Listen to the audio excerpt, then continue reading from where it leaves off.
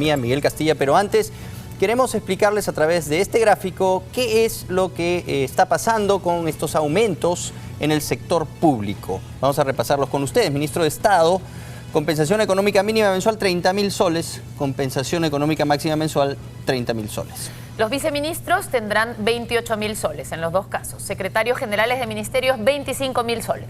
Y aquellos secretarios generales que la ley expresa tengan igual jerarquía, 15.000 soles con una compensación económica máxima mensual de 25.000.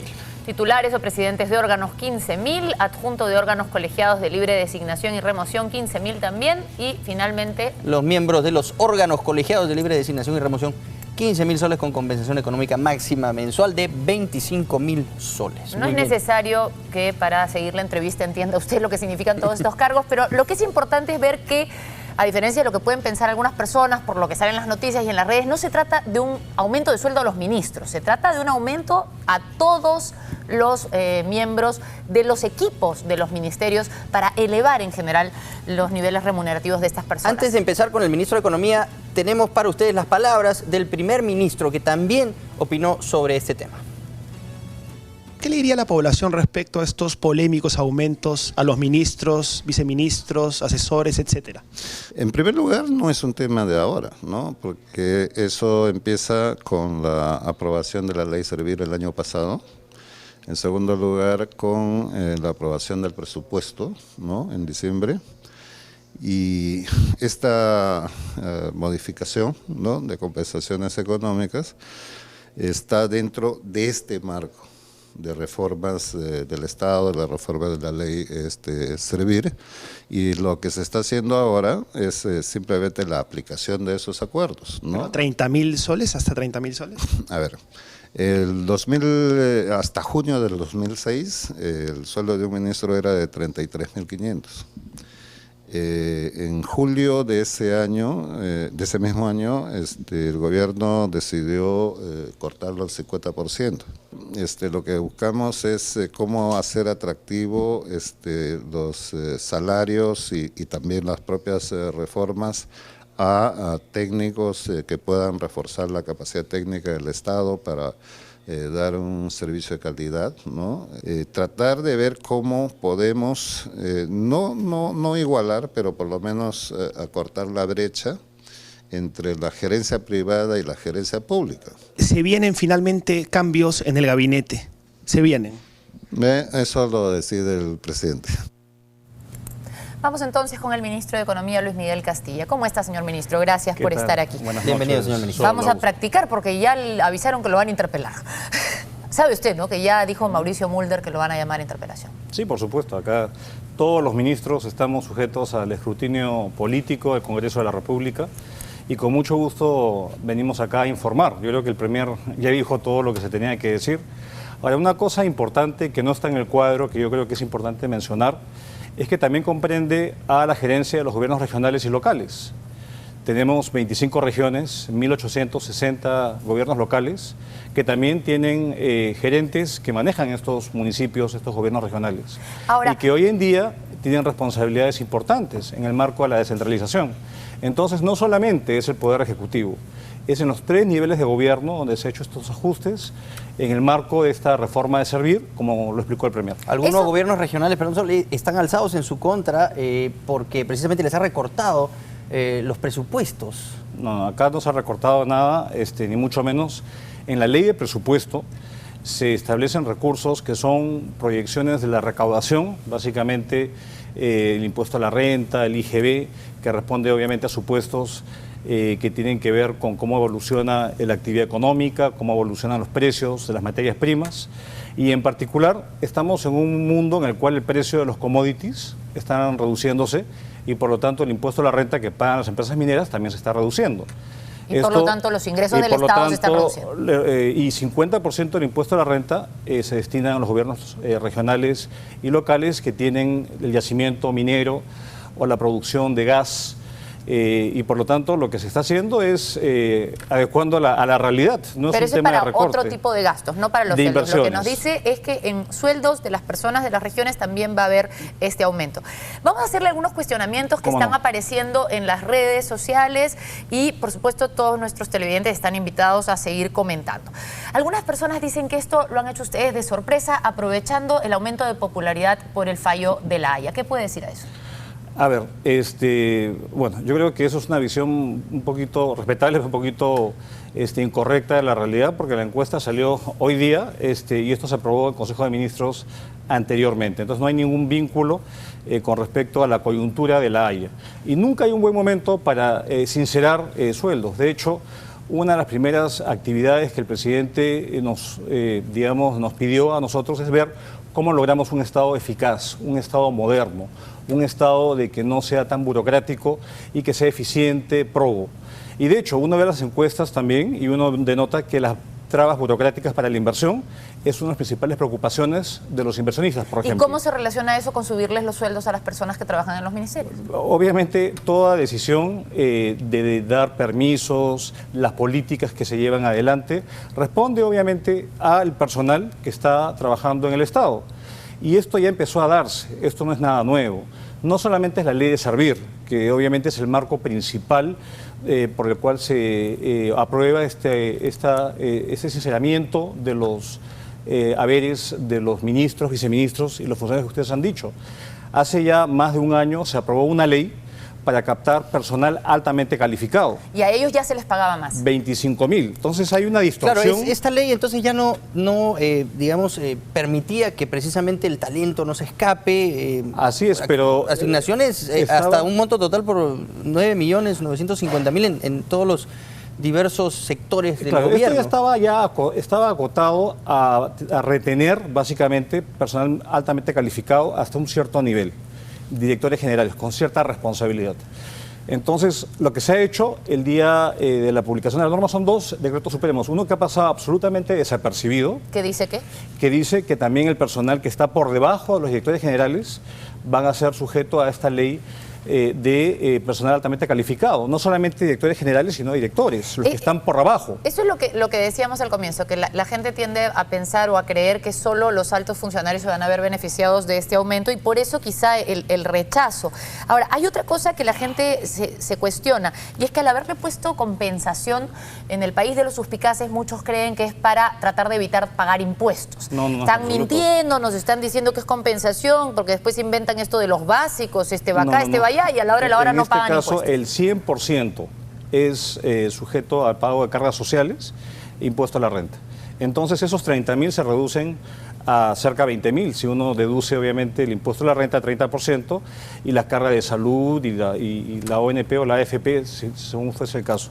Entonces no hay tal, al contrario, esa sospecha de que no van a pagar absoluto, impuestos no es y eso verdad. está en la norma. Incluso se cuestiona que la norma es inconstitucional, porque vía un decreto supremo se está aumentando sueldos cuando es por ley. Y justamente la ley de servir, en el artículo 52, establece que se aprueban las compensaciones de los altos funcionarios del Estado vía un decreto supremo. Por eso dice usted que no es sorpresa porque esta ley es del año pasado. No solamente eso, en la ley de presupuesto aprobada en el Congreso de la República hay un artículo, el artículo 105, la disposición complementaria, donde establece de que para efectos de la implementación de este artículo en particular queda exonerada, digamos, el Ejecutivo de poder, de las prohibiciones que están siempre en la ley de presupuesto y en la ley 28212, que es la ley que rige a los ingresos de los altos funcionarios públicos. Por lo tanto, no hay un problema de legalidad en absoluto. Hay un problema de legalidad, sin embargo, porque ningún ministro de Estado puede ganar, de acuerdo a la ley, más que el presidente de la República. Yo tengo aquí lo que sería el sueldo ahora del presidente constitucional de la República, y es de 42.000 soles. ¿Usted puede confirmar este monto? No, porque eso no ha sido regulado. Hoy en día el presidente de la República percibe un sueldo de 15.600 soles. Pero no puede percibir ese sueldo por mucho tiempo más, porque no puede ganar menos que sus ministros. Justamente el cambio que se hizo en la ley de servir derogaba ese principio de que no hay un ministro que gane o un funcionario público que gane por encima del presidente de la República. O sea, en otras palabras, sí puede ganar por más. supuesto. Hoy en día el Contralor de la República, el presidente del Banco Central, los jueces supremos ganan por encima del presidente de la República. Claro, cuando vimos el caso ¿No va a de los subir jueces... el sueldo entonces del presidente? Va a subir el sueldo de todos y hay que guardar consistencia. Queremos un Estado que sea competitivo. Que no, y acá no solamente competitivo es un tema para contratar también. Porque claro, los buenos quieren irse al sector privado. Y retener. Y estos son puestos de confianza. No son puestos que no hay ningún tipo de estabilidad. Y uno tiene que renunciar a toda actividad cuando toma una responsabilidad de esta naturaleza. Y después tiene un año que está inhabilitado de ejercer ningún tipo de función en las áreas que tuvo competencia. Entonces, o sea, tiene que ahorrar para estar un año en su casa. No solamente ahorrar, sino también ahorrar capaz para los procesos judiciales que siguen usualmente esta actividad que es de alta vocación de servicio.